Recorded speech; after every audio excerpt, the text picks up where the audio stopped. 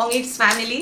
আজকে তোমরা ভাবছো তো যে এখন দুপুরবেলা টাইম হয়ে গেছে লাঞ্চের ভিডিও শেয়ার করা তোমাদের সাথে, অথচ সৌমিকি ভিডিও শেয়ার করতে চলে এসেছে। তো ব্যাপারটা হচ্ছে আজকে তোমাদের সাথে আমি কোনো লাঞ্চের ভিডিও শেয়ার করছি না।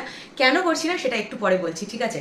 তবে তার আগে দুটো তিনটে প্রোডাক্ট এসছে আমার, অনলাইন অর্ডার করা ছিল, সেগুলো তোমাদের সাথে একটু শেয়ার করে দিই। দাঁড়ো, এই দেখো ফার্স্ট প্রোডাক্টটা হচ্ছে এটা একটা রেনে,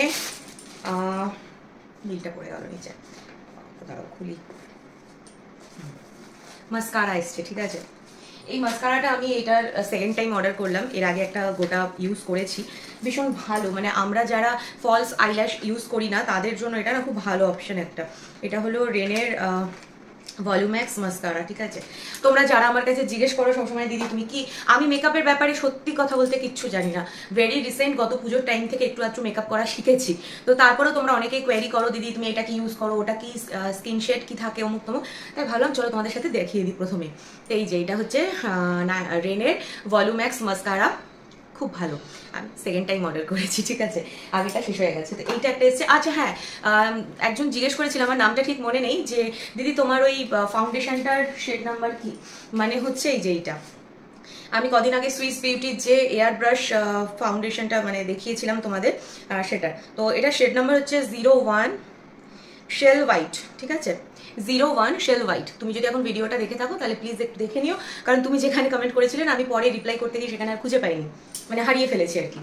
তো এই গেল। সেকেন্ড হচ্ছে ভীষণই ভাইরাল একটা বেডিং সেট, মানে বেড কভারের সেট। এটা হয়তো তোমরা এতদিনে অনেকেই দেখে নিয়েছো। হ্যাঁ, তো আমারও ভীষণ পছন্দ হয়েছিল, সোশ্যাল মিডিয়া থেকেই আমি দেখেছিলাম, কালারটা এত মিষ্টি ছিল। তো এটা অর্ডার করে দিয়েছিলাম। দাঁড়াও দেখাই তোমাদের, কোয়ালিটি দেখে মনে হচ্ছে ভালোই এসেছে। আমিও এই জাস্ট এখনই খুললাম। তো এই দেখো, এর মধ্যে সবার ফার্স্টে দিয়েছে হচ্ছে দুটো কুশন, একদম কুশন কিন্তু, মানে ভেতরে ফোম আছে, শুধু মানে কভারটা নয়, ছোট ছোট দুটো বেবি কুশন, ঠিক আছে? হ্যাঁ, কোয়ালিটি খুব ভালো, ধরেই বোঝা যাচ্ছে যেটা। সঙ্গে হচ্ছে এই যে দুটো বড় বড় পিলো কভার, পিলো কভারের মধ্যে এই যে জিপ দেওয়া রয়েছে, জিপার, এই দেখো। আর খুলছি না, হ্যাঁ পুরো। আর সেম এটারই একটা বেড সেট, মানে বিছানার চাদর রয়েছে, এই যে। তবে এটা বড় সাইজটা নিয়েছি আমি, কিং সাইজটা অর্ডার করেছিলাম। কিং সাইজ ছিল, ডাবল সাইজ ছিল, আর কুইন সাইজ ছিল, ঠিক আছে? এই দেখো, সামনে একটা ভালো দিন আসছে, তখন পাতবো, তোমরা দেখতেই পাবে। আই থিঙ্ক তোমরা গেস করেওছো এতদিনে। সেইটা গেল। ও আরেকটা কথা তোমাদের এখানে বলি, সেটা হচ্ছে আমার সামনের মাসের প্রথমের দিকেই একজন মেকআপ আর্টিস্টের দরকার। আমি খুব বেশি ওভার মেকআপ করি না, তোমরা দেখেওছো। তো একদম একটা হালকা পাতলার মধ্যে একটা মেকআপের দরকার, আমার নিজেরই দরকার, বাড়িতে এসে সাজিয়ে দিলেই আমার জন্য এখন সুবিধা। তো তোমাদের কারোর যদি ইন্টারেস্ট থাকে, যারা আমার এখন ব্লগটা দেখছো, অবশ্যই আমাকে কমেন্ট করো, ঠিক আছে? বা ইনবক্স করো। আমার বাড়ি হচ্ছে কাকিনাড়া, আবারও বলে দিলাম। আর থার্ড হচ্ছে এইটা। আচ্ছা, সব প্রোডাক্টগুলোরই যদি লিঙ্ক লাগে বলো, কমেন্ট করো, আমি দিয়ে দেবো। এটা আমি এখন অব্দি ওপেনই করিনি, এখন তোমাদের সামনে ওপেন করছি। এটা হচ্ছে একটা কোয়ার্ড সেট অর্ডার করেছিলাম, একটু ওভার সাইজ অর্ডার করেছিলাম, কারণ আমার এতদিন দেখো প্র্যাকটিক্যালি আমার ডাবল এক্সেল লাগতো, ঠিক আছে? বাট এখন আমার ডাবল এক্সেল টাইট হয়ে যাচ্ছে, তা আমি এটা ট্রিপল এক্সেল অর্ডার করেছিলাম। আশা করি হয়ে যাবে। এই যে হয়ে যাবে, হয়ে বড় হবে, অনেক বড় হবে, বেশ ওভার সাইজ, ভালো লাগবে দেখতে, তাই না? এই দেখো, এটা কিন্তু ব্ল্যাকের উপরে আছে, আর এইখানে এই যে কাজটা দেখছো না, এই কাজটা কিন্তু প্রিন্ট নয়, এটা কিন্তু সুতোর কাজ করা আছে, ঠিক আছে? খুব সোভার একটা লুক দেবে। এই যে, হ্যাঁ, আর এই প্যান্টটা হচ্ছে এই যে, এইগুলো পরে না ভীষণ কমফোর্টেবল লাগে এই গরমের মধ্যে, বিশেষ করে। এই দেখো, প্যান্টের মধ্যেও কিন্তু একটা কাজ করা রয়েছে। প্যান্টের কাজটা রয়েছে রাইট পায়ে, মানে রাইট ডান দিকের পায়ে, আর জামার কাজটা রয়েছে বাঁ দিকে, ঠিক আছে? অ্যাকচুয়ালি আমি ব্ল্যাকই পরে আছি, ব্ল্যাকের মধ্যে ব্ল্যাকটা না ঠিক বোঝা যাচ্ছে না, তাই না? এরপরে যেদিন পরবো সেদিন তোমাদের সাথে লুকটা শেয়ার করবো। আমার কিন্তু বেশ পছন্দ হয়েছে, তবে পাটা মনে হচ্ছে একটুখানি মুড়তে হবে বা কাটতে হবে, একটু বেশি বড় আছে। তো যাই হোক, এই তিনটে গেল। এইবার তোমাদেরকে বলি কেন আজকে লাঞ্চের ভিডিও শেয়ার করছি না, কি কি কথা তোমাদের সাথে আমার শেয়ার করার আছে। সেটা হচ্ছে, দেখো, যাদের ব্লগিং নিয়ে এক্সপিরিয়েন্স নেই তাদেরকে নতুন করে আমার আর কিছু শেখানোর নেই বা বলারও নেই। বাট আমি তোমাদের সাথে কথাটা বলছি একটাই কারণে, কারণ এতদিন আমাকে বলা হতো আর আমি সেগুলোকে উড়িয়ে দিতাম, ইভেন আজকেও উড়িয়ে দিয়েছি। তবুও যেহেতু আমার ছেলেকে নিয়ে বলা হয়েছে, আমি জানি তোমরা আমার এই বং ইটস ফ্যামিলিতে যারা সদস্য রয়েছে তাদের মধ্যে বহু বহু বহু মানুষ, মানে ম্যাক্সিমাম মানুষই আমার থেকেও বেশি রিওকে নিয়ে তোমরা কনসার্ন, ঠিক আছে? সেই জন্য আমি কিন্তু আমার শরীরের আপডেট তোমাদের তোমাদেরকে কতটা দিই না দিই, রিওর যদি শরীর খারাপ হয় তাহলে আমি কিন্তু সবসময় সেটার আপডেট তোমাদেরকে দিই, কারণ তোমরা ওকে নিয়ে একটু বেশি ওয়ারিড থাকো। তোমরা আমার থেকে অনেক বেশি ওকে মানে ওর এই যে লাঞ্চের ভিডিওগুলো দেখতে পছন্দ করো, ওর এই মাম্মা আজকে লাঞ্চের মেনু কি সেটা দেখতে পছন্দ করো বা সেটা শুনতে পছন্দ করো। যেদিনই ও এটা বলে না সেদিনই তোমরা বলো দিদি রিওকে মিস করছি, রিও কবে আসবে, রিও কবে বলবে। তো এরকম একটা ব্যাপার থাকে, তাই ভাবলাম যে রিওকে নিয়ে যখন এরকম একটা কথা হয়েছে তাহলে সেটা তোমাদের সাথে শেয়ার করা যায়। আর আমি এতদিন এর আগে কারোর কমেন্ট বা তার নাম মেনশন করিনি, আজকে এই যে উপরে মেনশন করে দিচ্ছি তোমরা দেখে নাও। কালকে একজন বয়স্ক মহিলা, মিনিমাম আমার থেকে তো 12-15 বছরের বেশি বড় হবে, তাকে তার প্রোফাইল দেখে যেটা বুঝেছি, ইভেন সে খুব বড় বড় করে মেনশন করে দিয়েছেন তিনি খুব অতি শিক্ষিত ফ্যামিলি থেকে বিলং করেন, তিনি নিজে খুব অতি শিক্ষিত, তার ফ্যামিলিতে প্রচুর ডক্টর আছেন। তো ফার্স্ট হচ্ছে সে আমাকে প্রথম জানায়, মানে আমাকে প্রথম বলে যে তুমি এত এজে মা হচ্ছ, তোমার এই অসুবিধা হতে পারে, ওই অসুবিধা হতে পারে, তুমি কি জানো না ছেলেও বড় হচ্ছে, তার প্রতিও কনসার্ন থাকা উচিত, এরকম এক্সেট্রা। ঠিক আছে, তো সেখানে আমি তাকে এটা গেল আমার ব্যাপারে।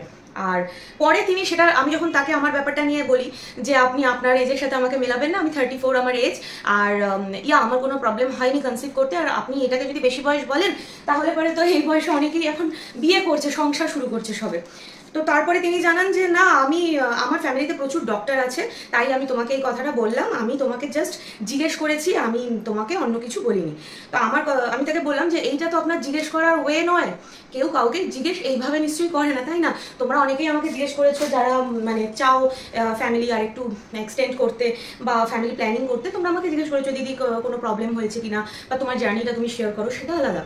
কিন্তু এইভাবে কাউকে চার্জ করে নিশ্চয়ই কেউ শিক্ষিত মানুষ জিজ্ঞেস করে না, ঠিক আছে? তবুও আমি ছাড়লাম যে ঠিক আছে, ওটা তো আমাকে নিয়ে বলেছে, বলতেই পারে।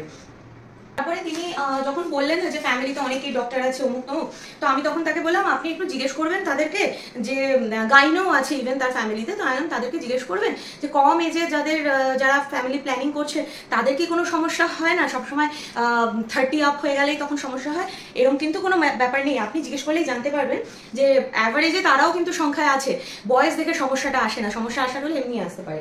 আর আপনি আমাকে নর্মালি জিজ্ঞেস করতে পারতেন, যেহেতু আপনি দেখতেই পাচ্ছেন যে আমি নর্মাল সুস্থভাবে কনসিভ করে সুস্থভাবে একটা প্রেগনেন্সি জার্নিতে রয়েছি, সেখানে এরকমভাবে তো কেউ কাউকে আস করে না।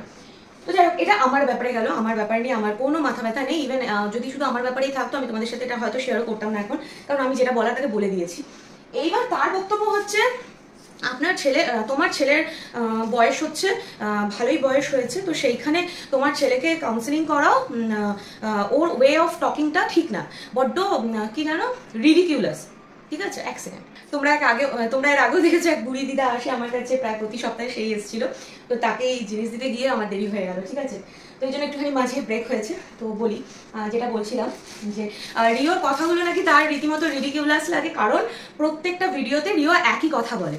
তো সেই শিক্ষিত মহিলার কাছে আমার একটা প্রশ্ন, যে লাঞ্চের মেনু শেয়ার করতে গিয়ে সে কি জিজ্ঞেস করবে, মাম্মা আজকে লাঞ্চের মেনু কি জিজ্ঞেস করবে, নাকি মাম্মা তুমি কি ডান্স করছো, বা মাম্মা তুমি কি সাজুগুজু করছো, মেকআপ করছো, কি জিজ্ঞেস করতে পারে একটা বাচ্চা, 10 বছরের বাচ্চা, সে তার মাকে লাঞ্চের ভিডিওতে কি আস করতে পারে, এটা তোমরাও একটু আমাকে জানিও।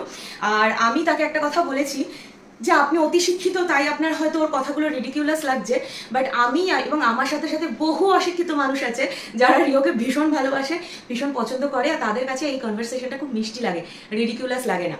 তো অ্যাম আই রাইট? যদি রাইট হই তাহলেও জানিও, যদি রং হই তাহলেও জানিও, ঠিক আছে?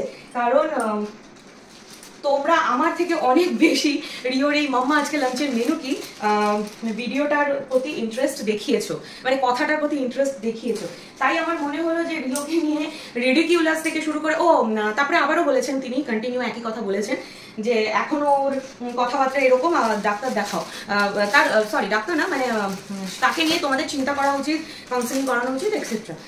তো আমার কথা হচ্ছে কিরকম হওয়া উচিত ওর কথা, একটা সুস্থ বাচ্চার কথা কিরকম হওয়া উচিত। আর আমি কখনোই যারা স্পেশাল চাইল্ড তাদেরকেও অবমাননা করি না বা তাদেরকেও ছোট করে দেখি না, ঠিক আছে? তো সেইখানে দাঁড়িয়ে আমার কাছে ব্যাপারটা খুব বাজে লেগেছে, পরিষ্কার কথা। হ্যাঁ, এখন তোমরা বলতে পারো যে দিদি তুমি কিছু এসব নিয়ে এখন রিয়াক্ট করো না, তোমার শরীরের জন্য ঠিক হবে না এই সমস্ত, তাহলে তাদের বলছি যে তোমরা প্লিজ এই ব্যাপারটা একদম চিন্তা করো না। রিও আমার কাছে যতটা ইম্পর্টেন্ট, ইনি যে আসছে সেও আমার কাছে ঠিক ততটাই ইম্পর্টেন্ট, আমি দুজনের প্রতি সমান কনসার্ন। তাই সেই শিক্ষিত মহিলার কথা আমার কাছে কোনো ম্যাটার করে না, সিরিয়াসলি বলছি, আমার কাছে কোনো ম্যাটার করে না। বাট ওই যে বললাম, যে রিওর ব্যাপারে যেহেতু কথা হয়েছে, তাই তোমাদের সাথে আমার মনে হচ্ছে এটা শেয়ার করাটা উচিত, তাই আমি তোমাদের সাথে শেয়ার করেছি। বাকিটা এবার তোমরা দেখো। ও হ্যাঁ, আমি তাকে আরেকটা কথাও বলেছি যে আপনার কথা থেকে মনে হচ্ছে আপনার একটু কাউন্সিলিং করানোর দরকার আছে। তো তখন তিনি ভীষণ উত্তেজিত হয়ে গিয়ে বলেন, হ্যাঁ আমাকে তুমি শিক্ষার ব্যাপারে বলার কেউ নয়, আমি খুব হাইলি এডুকেটেড, আমি খুব ভালো ফ্যামিলি বিলং করি। তো আমি তাকে একটা কথা বললাম যে দেখুন, আপনাকে যখন আমি কাউন্সিলিং এর জন্য বললাম আপনার ভীষণ ঝাল লেগে গেল, কিন্তু অপর একজনকে তার সন্তান সম্পর্কে অত দূরে বসে, তিনি নাকি দিল্লিতে থাকেন, তো অত দূরে বসে খুব সহজেই একটা ছোট ভিডিও দেখে বা দুটো ছোট ভিডিও দেখে জাজ করে নিয়ে বলছেন তার কাউন্সিলিং দরকার, সে নাকি তার ওয়ে অফ টকিং ঠিক নেই, সে ঠিকভাবে কথা বলতে পারছে না। তো এটা কি মানে খুব সুস্থ মস্তিষ্কের পরিচয়? আপনার তো ইমিডিয়েট কাউন্সিলিং এর দরকার। তো বলো, এটা কি কোনো ভুল কিছু বলেছে? এরপরে যদি কেউ বলে যে আমি খুব রুড, তাহলে আমি জানি না, এটা যদি মানে প্রতিবাদ করাটা যদি রুডনেসের মধ্যে পড়ে, তাহলে হ্যাঁ আমি রুড। এই জন্যই আজকে আমি তোমাদের সাথে ইচ্ছা করেই লাঞ্চের ভিডিওটা শেয়ার করলাম না। তো এই হচ্ছে ব্যাপার, জিনিসও দেখিয়ে দিলাম, সঙ্গে আমার যেটা বক্তব্য ছিল সেটাও তোমাদের বলে দিলাম। তোমাদের মতামত কি সেটা জানাতে ভুলো না। চলো টাটা। আজকে লাঞ্চের ভিডিওটা পুরো একদম টোটালি ডিফারেন্ট হলো, তাই তো? হ্যাঁ, আরেকটা কথা, অনেকেই অনেক রকমভাবে বোঝাতে আসে বা গাইড করতে আসে, ব্লগিংটা এরকমভাবে করো, ব্লগিংটা ওইরকমভাবে করো, এটাও কি ব্লগে দেখাতে হয় বা এটাও কি ব্লগে বলতে হয়। তো তাদের উদ্দেশ্যে একটাই কথা, আপনি হয়তো চাকরি করেন বা ব্যবসা করেন, ঠিক আছে, তো আপনার কাছে প্রত্যেকদিন যদি চাকরি করেন, প্রত্যেকদিন অফিসে যাওয়াটা যতটা ম্যান্ডেটরি, যদি ব্যবসা করেন তাহলে সেই ব্যবসার জায়গায় যাওয়াটা যতটা ম্যান্ডেটরি। যারা ব্লগিং করে, শুধু আমি একা নই, নট অনলি মি, যারা ব্লগিং করে প্রফেশনালি, যারা ব্লগিং লাইফটাকে চুজ করে নিয়েছে, তাদের কাছেও ঠিক ব্লগ করাটা ততটাই ম্যান্ডেটরি, ঠিক আছে। এবার কে কতটা কি দেখাবে না সেটা তার পার্সোনাল চয়েস।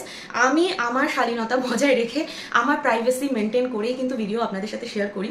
তো সেখানে প্লিজ আমাকে এইটা দেখাচ্ছ কেন বা এইটা বলছো কেন বা এটাও কি দেখানো দরকার আছে, এইভাবে অযথা জ্ঞান দিতে আসবেন না। আমার কথাগুলো যদি খুব রুড শোনায় তাহলে প্লিজ কিছু করার নেই, হাত জোর করে ক্ষমা চেয়ে নিচ্ছি, কারণ আমি স্পষ্ট কথা স্পষ্টভাবে বলতে পছন্দ করি। আর সেকেন্ড হচ্ছে, কারোর যদি মনে হয় বাবা ঝগড়া করতে চলে এসেছে ছেলে নামে বলা হয়েছে বলে, অবভিয়াসলি আপনি যদি এটা ঝগড়ার চোখে নেন তাহলে ঝগড়ার চোখে নিতেই পারেন, কারণ একজন ব্লগার হিসেবে আমাকে কেউ যদি নেগেটিভ কমেন্ট করে আমি নিয়ে নেবো, কিন্তু একজন মা হিসেবে আমার ছেলেকে যদি অন্যায়ভাবে কেউ নেগেটিভ কমেন্ট করে, আমি অন্তত কখনোই সেটাকে চুপচাপভাবে নেবো না, ঠিক আছে, এটা বলে রাখলাম। চলো টাটা সবাইকে।